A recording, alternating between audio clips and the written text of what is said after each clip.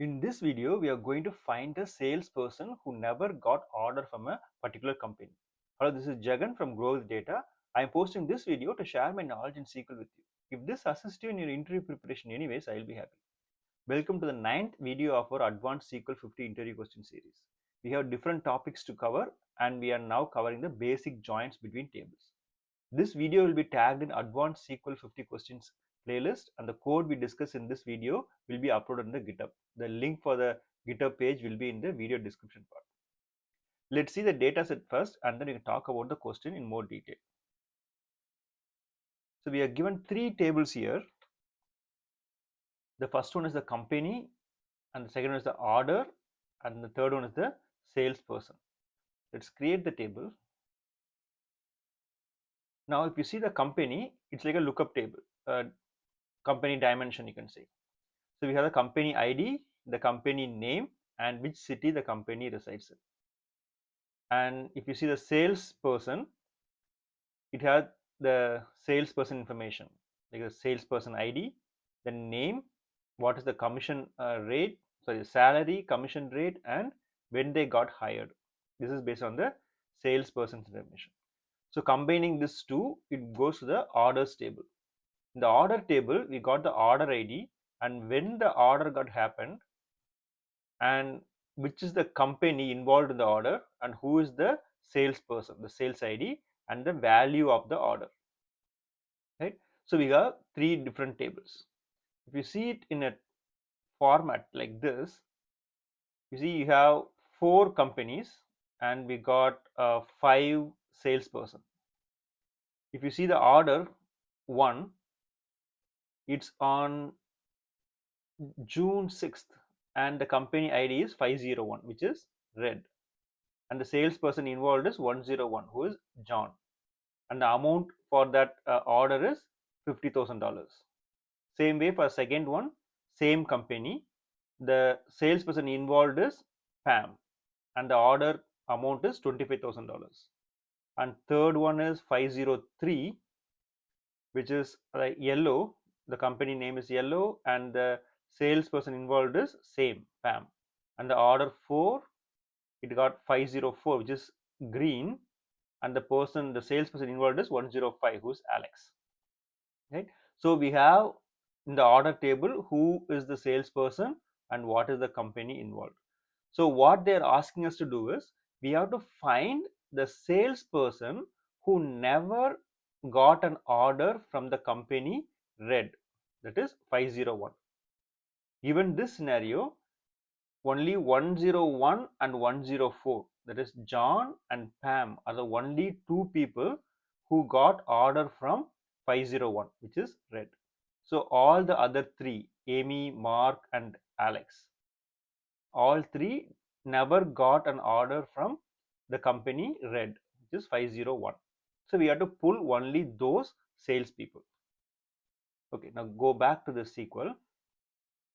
So how will you connect the company with order? It's based on the company ID. And how will you connect the salesperson with the order? It's based on the sales ID. So we are going to do this in 2 ways. The first one is get all the salesperson who got order from the 501, the company red, and then you ignore those or you just exclude those salesperson from the overall salesperson count, like 5, right? Out of this 5, you get only those salesperson who involved in the company 501 order. So 101, 104. So you just come here, you ignore 101 and 104 and bring all the other salesperson. So this is what you're going to do. Let's see how to do that in a SQL format. Let's comment this out. So the first one is we have to find all the salesperson who involved in the company 501, right? Okay, let's start with the basic inner join. Select from the orders table, which is O, inner join company is C. So we connect with the com ID. c.com id equal to o.com id. So we connect between the two tables, company and order. Now what we need to see the company name. You can say c dot name, right? C dot name. So what is the company name? And we can see the order details. So we can say o dot star. We can get the order details. So if I run this, I can get the company name, which is red, yellow, and green, and the orders 1, 2, 3, 4, and the date and everything. Right. So what we have to do, we have to get all the salesperson information. That is the sales ID from this order, where the company name c dot name, where c dot name equal to red, right? So I can read this, run this, I get all the salesperson 101 and 104 who got involved in the company red. Sometimes it might get duplicates because the order might have more than one sales ID. So we say distinct. In this scenario, there is no duplicates, but if the same salesperson involved in more than one transaction, you get duplicate. So put distinct. So it works fine. Now I got all the salesperson who involved in the orders with the company 501. Now I'm going to use this as a data set, and then I'm going to say select distinct. Oh, we can just go the sales table, right? Sales table, the sales ID, the sale ID is unique, so we don't have to put distinct. We simply say the name of the salesperson. So first, if from salesperson table, we can say yes. So we say yes dot name. We need only the name, right? So we need yes dot name from the salesperson table, where yes dot sales ID not in this whole data set. Whatever we took and said these are the salesperson who involved in the transaction, right? The orders. So we are going to remove those users. The inner join on. Okay, so I'm going to say you bring all the names from the salesperson where the sales ID or salesperson ID is not in this first set of data, which brings in all the salesperson who involved in the company 501. So if I run this, I got Amy, Mark, and Alex. You see here, you got Amy, Mark, and Alex are the three people who never got the orders from the company 501, right? So we just get the salesperson who involved, and then we just say not in the list, and we get the name of all the salesperson, and we got Amy, Mark, and Alex, which is the expected result. Okay, so this works fine, but we are going to see another option, right? And then we compare between these two. So the another one is the CT table. I am going to use the same part, right? I'm going to copy the same thing here, and I'm moving it here a bit. Okay, so I'm bringing in here. I'm going to use the CT table with, you can give some meaningful name or just say all data, right? The exception sales ID as, so I'm storing this in a CT table, and then I say select from the sales, CLS, salesperson table, say yes, and I say left join the exception sales ID, right? The CT table name.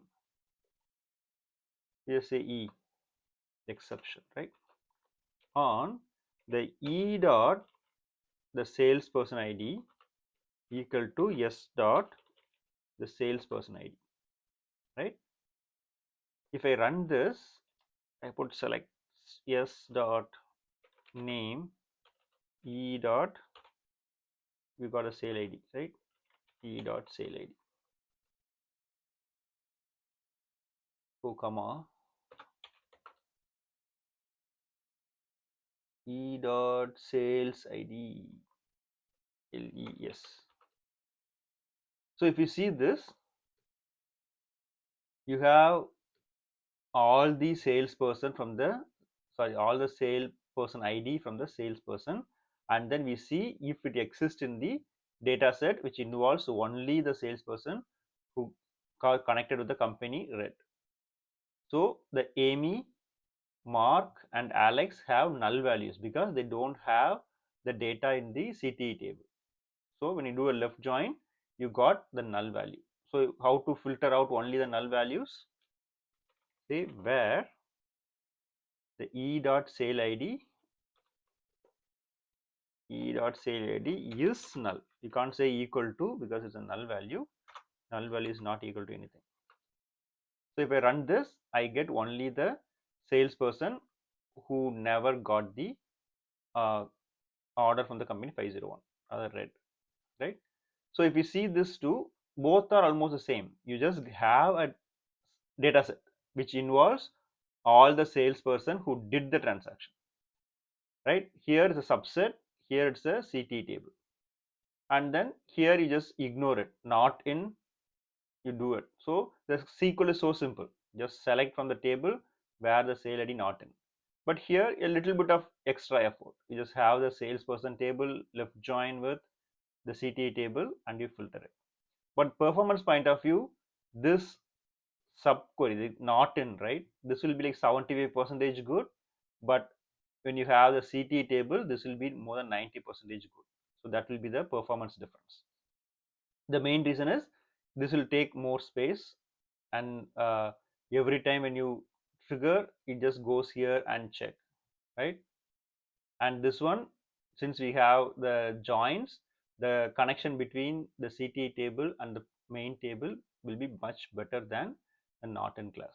So most of the time, if your data is so big, we don't use a Norton class. We just prefer going with the left join, right? So this is what the preferred solution is. But normal interview point of view, this SQL is also going to work. So you don't have to worry about which one to choose. So you can just practice both, and then you can see which one is comfortable for you.